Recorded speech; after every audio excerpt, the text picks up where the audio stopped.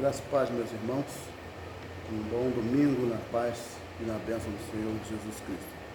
Louvamos a Deus por esse domingo bonito que Ele está nos dando. Hoje é o dia do Senhor e mais uma vez nós estamos aqui procurando estar compartilhando com a igreja a palavra de Deus, aquilo que Deus tem colocado no nosso coração. Né?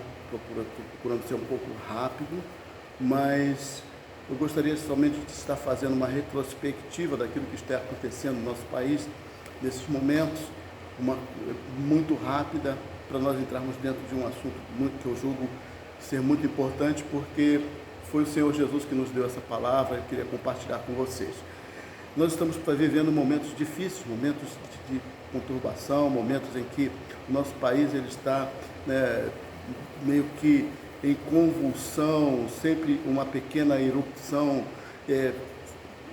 econômica, notícias de pandemias, de doenças, chikungunya, coronavírus, momentos também de luta interna do próprio Planalto, problemas políticos, enfim, tantas coisas. E você como eu, tenho certeza que você também, assim como eu, que é cidadão brasileiro, que é cidadão, está preocupado, está vendo, está observando, e muitas vezes nós ficamos meio conturbados no meio de uma imagem como essa, diante de um cenário desse. E é natural que nós fiquemos, porque nós ainda estamos aqui nesse planeta e precisamos e convivemos com as nossas necessidades diárias. Porém, eu gostaria de estar compartilhando a palavra de Deus, porque, na verdade, nesse momento, nós temos um conflito das nossas necessidades pessoais como pessoas, como crentes, como indivíduos, e as nossas necessidades também como seres espirituais. A que mais devemos dar atenção nesse momento? Como eu já disse na vez anterior, nós temos que tomar muito cuidado com as coisas que estão sendo nos apresentadas no dia a dia, pela mídia, pelas informações, né? E filtrar muito bem aquilo que nós vamos receber, que nós vamos aceitar e aceitar como verdade. Mas, porém, nós precisamos também ter um momento de reflexão sobre como nós devemos aplicar o nosso coração a essa situação que nós estamos vivendo agora, né? Como nós devemos nos envolver.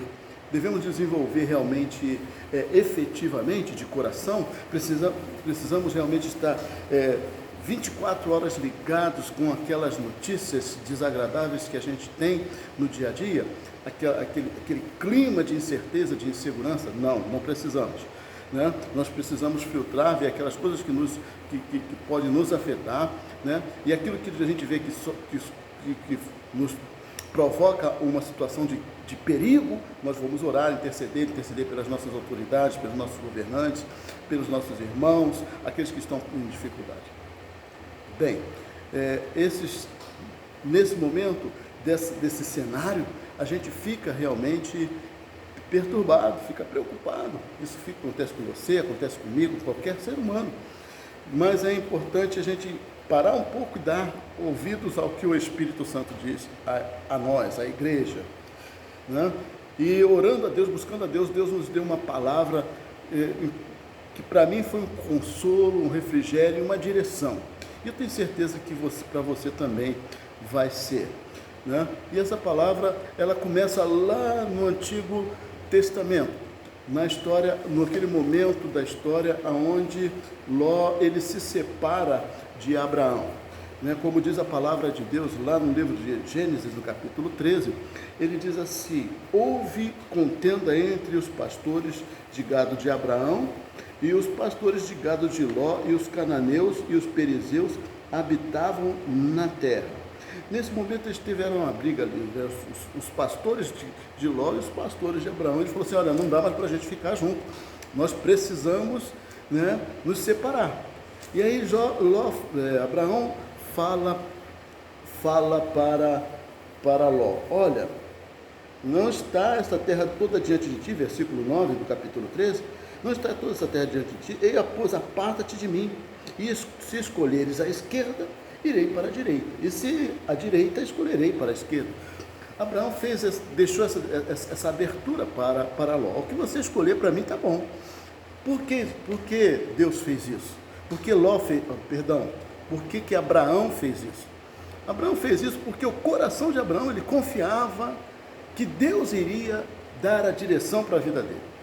Ele deixou aos critérios do Espírito de Deus orientar e direcionar o caminho dele. Esse mesmo Deus que o chamou lá em Ur do Caldeus, falou assim: olha, sai da tua casa, sai da tua parentela e vai para o lugar que eu te mostrarei. Esse mesmo Deus que tirou ele de Ur dos Caldeus e levou ele para aquela condição, iria continuar direcionando seus pés. E isso daí deve ser para nós um exemplo a ser seguido, um exemplo de obediência, um exemplo de sujeição, um exemplo de confiança, né, em que o Senhor vai conduzir, ainda que Ló fosse o primeiro a escolher. E qual foi o critério que Ló escolheu? Ló escolheu outro critério. Ele olhou para as campinas e disse assim, diz aqui a Bíblia, né? Aí ele diz: então Ló escolheu para si toda a campina do Jordão e partiu Ló para o oriente, apartaram-se um do outro, né? Levantando os olhos, viu toda a campina do Jordão e toda a terra bem regada, antes do Senhor a ter destruído Sodoma e Gomorra, e como era o jardim do Senhor, como a terra do Egito, quando se entra em Zoar. Ele olhou a aparência do lugar.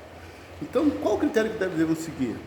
O que os nossos olhos enxergam, a aparência, nós precisamos, pela nossa razão, pela nossa maneira de entender, fazer essa escolha.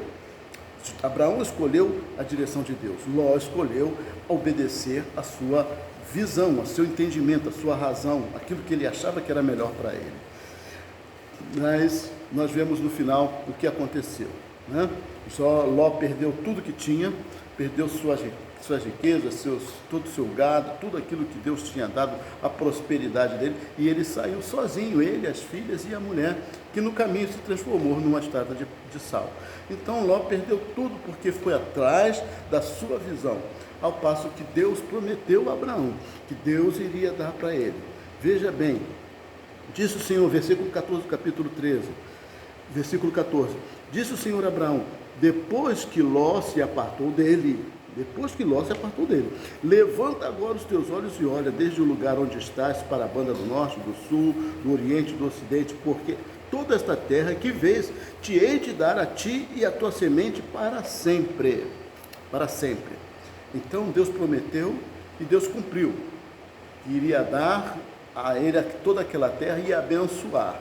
Veja o que ele diz aí: farei a tua semente, versículo 16, semente como o pó da terra, de maneira que se alguém pode contar o pó da terra, também a tua semente será contada.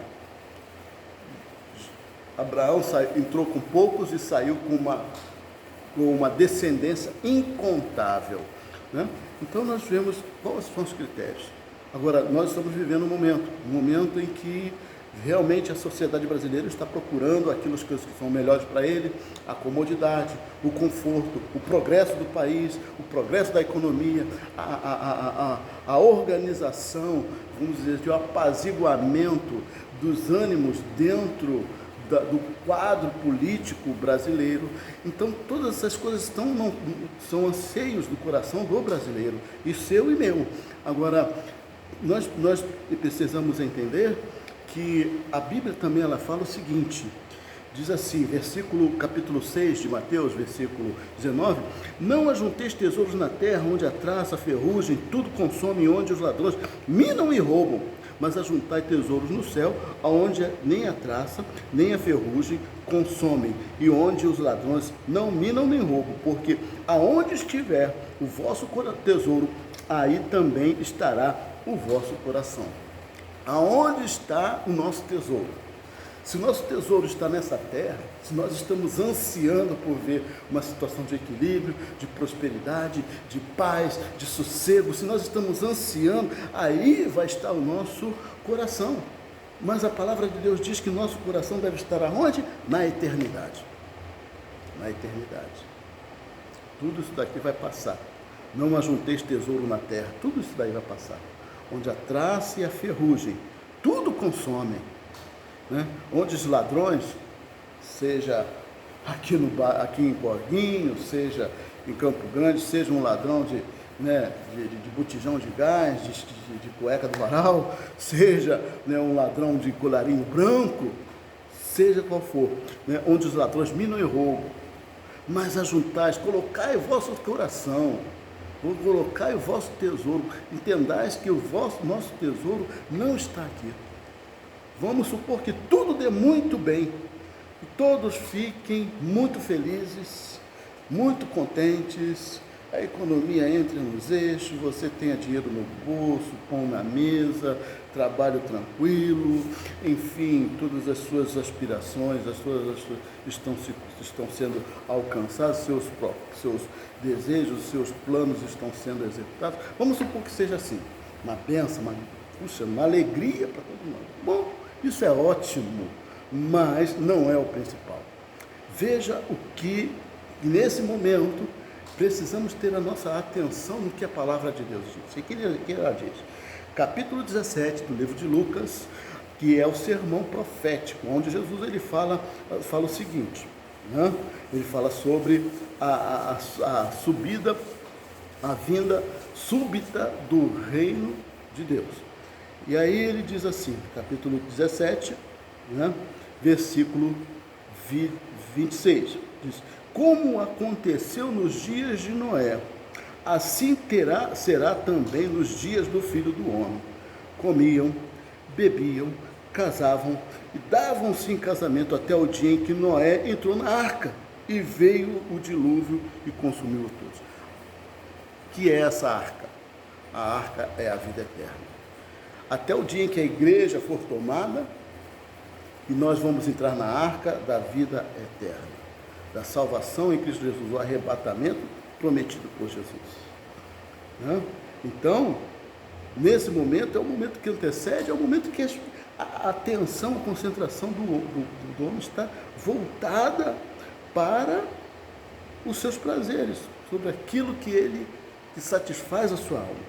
Veja o que ele diz aí: no dia em que Ló saiu de Sodoma, choveu do céu fogo e enxofre e consumiu a todos. Assim será no dia em que o Filho do Homem se há de manifestar.